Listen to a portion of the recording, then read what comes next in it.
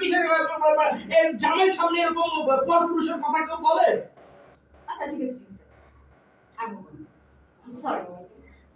ঠিক আছে, তুমি আমার উপরেই প্রশংসা করো, শুনতে ভালোই লাগছে।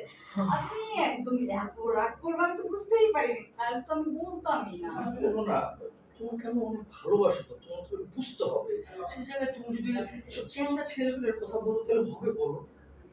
আচ্ছা ঠিক আছে, আমি ঘেমে গেছো, এখন কি করি? টিস্যু তো নাই এখানে। আচ্ছা ঠিক আছে, তুমি সাজগোজ করো, আমি আছি। আর সাজু করে তাড়াতাড়ি আসো, বিছানা তাড়াতাড়ি আসো, হ্যাঁ? হিংসা, মাই গড।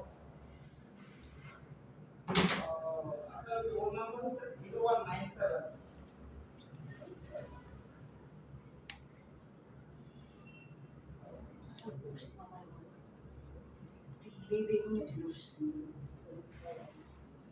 তুমি তো মারতো মনে হয় আমাকে। তবে যাই, আসলে কিন্তু অনেক সুন্দর।